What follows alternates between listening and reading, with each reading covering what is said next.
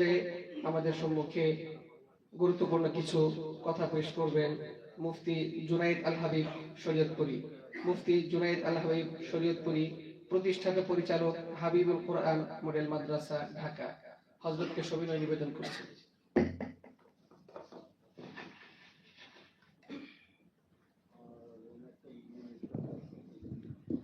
আসসালামু আলাইকুম ওয়া রাহমাতুল্লাহি ওয়া বারাকাতুহু।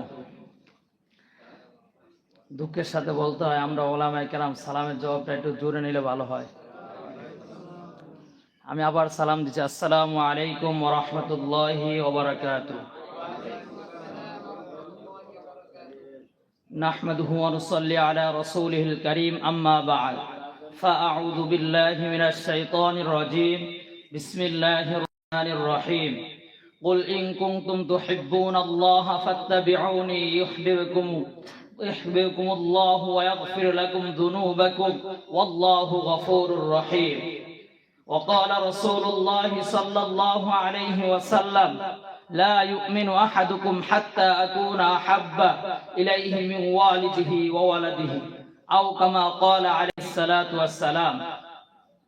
الرحمن الشمس কর্তৃক আয়োজিত ওয়াইজে কেরামদের, ওলামায়ে কেরামদের মিলন মেলায় যে আমরা সকলে উপস্থিত হইতে পেরেছি, এজন্য সবার শুকরিয়া আদায় করেছি ওই মালিকের, যে আমাদেরকে এত দূর দূরান্ত থেকে আসার জন্য তৌফিক দিয়েছেন, এজন্য শুকরিয়া আদায় করি আলহামদুলিল্লাহ।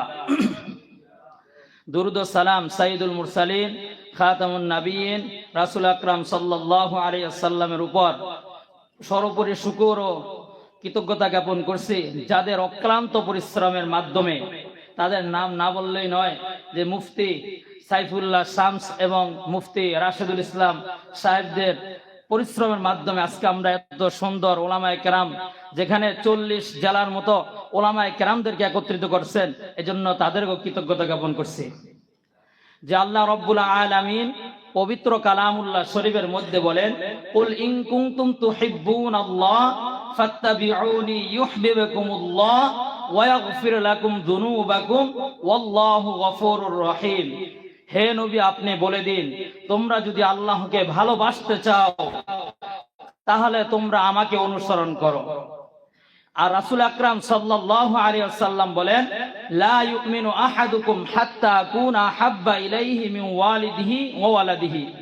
তোমরা তোমাদের আত্মীয় স্বজন, ভাই বেরাদার এবং কি নিজের জীবন থেকে যতক্ষণ পর্যন্ত আমি রাসূলকে মুহাব্বত করতে পারবা না, ততক্ষণ তোমরা প্রকৃত মুমিন হতে পারবা না। আমরা যতই সংগঠন করি না কেন, যে আর রহমান আর শামস সংগঠন করলাম, আমাদের মূল একটা লক্ষ্য থাকতে হবে যে আমরা রাসূল আকরাম সাল্লাল্লাহু আলাইহি ওয়াসাল্লামের আদর্শের উপর, আমাদের আদর্শের উপর চলা এবং কার নিয়ম কারণ আছে তা আমাদেরকে মানা। আমরা এখানে ওলামায়ে কেরাম আমাদেরকে রাসূল আকরাম সাল্লাল্লাহু আলাইহি ওয়াসাল্লামের জীবনী অত্যন্ত গুরুত্ব সহকারে পড়া।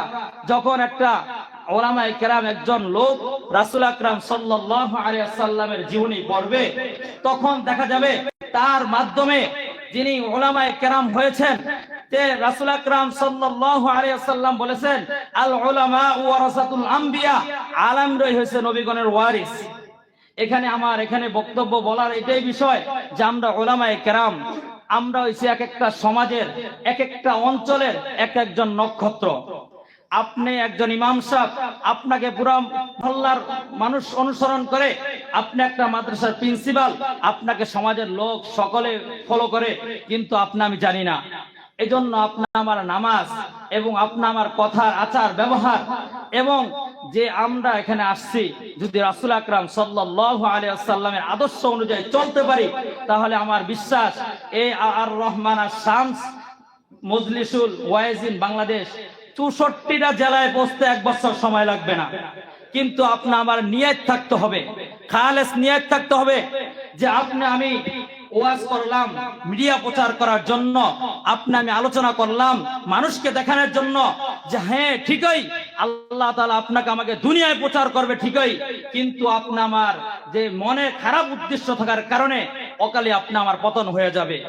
দেখা যায় অনেক সংগঠন করে ঠিকই, 1-2 বছর ঠিকই চলে, কিন্তু মূল মাকসাদ ঠিক না থাকার কারণে অল্প দিনের মধ্যে ফাটল সৃষ্টি হয়। এজন্য মুহতারম হাজিরিন, আমরা যারা আছি, আমরা রাসূল আকরাম সাল্লাল্লাহু আলাইহি ওয়াসাল্লামের উপরে আদর্শ মেনে এই সংগঠন পরিচালনা করব। আর আমরা যারা উলামায়ে কেরাম আছি, আমরা এই সংগঠনকে সর্বোচ্চ দিয়ে আমরা যদি সহযোগিতা করি, যে আমরা এখানে সবাই প্রতিষ্ঠিত, যেহেতু উলামায়ে কেরাম এক এক অঞ্চলে, আমরা এই সংগঠনের মূল মাকসাদ এবং মূল নীতি আমরা গ্রাম অঞ্চলে পৌঁছে দিব। এবং আমরা দিনের খাতিরে টেকনাফ থেকে তেতুলিয়া পর্যন্ত, রূপসা থেকে পাথুরিয়া পর্যন্ত কোন নাস্তিক মুরতাদরা যদি আমার নবীর বিরুদ্ধে কথার আচার ব্যবহার কুরুচিপূর্ণ বক্তব্য দেয়, বাংলার জমিনে তাদেরকে থাকতে দেওয়া যাবে না। আমাদের এইটা মূল থাকতে হবে। আজকে বাংলাদেশ স্বাধীন করছে 1 বছর হয়ে গেল, কিন্তু আমার নবীকে নিয়ে এখনো বাংলার জমিনে নাস্তিকটা কটূক্তি করে। আমরা হাজার হাজার উলামায়ে কেরাম ওয়াজ করি ঠিকই, কিন্তু আপনি আমাদের পেটের ঠান্ডা করার কারণে আজকে তাদের অর্থ সম্পদের কাছে আমরা লিয়াজু হচ্ছি। দেখেন, একজন উলামায়ে কেরাম যদি আল্লাহ ভীরু হয়, ওই উলামায়ে কেরাম কখনো বাতিলের সামনে কখনো মাথা নত করতে পারে না। এটা আমার নবীর আদর্শ। আমি যদি এলেম শিক্ষা থাকি যতটুকু, আমার আমল করলে দুনিয়ার সব সম্পত্তি আমার কাছে আসবে। আমি একটু দুনিয়ার দিকে ফলো করে দেখি যে কত উলামায়ে কেরামরা আছেন যে তারা দুনিয়া, আব্দুল মালিক হাফিজাহুল্লাহ, তিনি মিডিয়ার থেকে দূরে থাকতেন, তিনি মিডিয়ার সামনে কখনো প্রকাশ করেন নাই, কিন্তু আল্লাহ রব্বুল আলামিন তাকে এত বড় এলেম দিয়েছেন। এশিয়া মহাদেশের ভিতরে একজন, তার কিতাব লিখিত এশিয়া মহাদেশের সিলেবাসে পর্যন্ত পড়ানো হয়, কিন্তু তাকে আল্লাহ রব্বুল আলামিন সম্মান দিয়েছেন বাইতুল মুকাররমের খতিব হিসাবে। কিন্তু আমি এলেম শিখছি ঠিকই, কিন্তু প্রচার দেই, মানুষকে শিক্ষা দেই, কিন্তু আমি নিজে আমল করি না। এজন্য আমি আমার ভাইদেরকে বলবো, আমরা নিজে যতটুকু বলি আগে আমল করব, আমরা আল্লাহর হুকুম পালন করব, এবং আমার মাধ্যমে আল্লাহ তাআলা দ্বীনের খেদমত সারা বিশ্বে ছড়িয়ে দিবে। এজন্য আমার এখানে সংক্ষিপ্ত আলোচনা শেষ করছি। ওয়া আখিরি দাওয়ানা আলহামদুলিল্লাহি রাব্বিল আলামিন। আসসালামু আলাইকুম ওয়া রাহমাতুল্লাহ।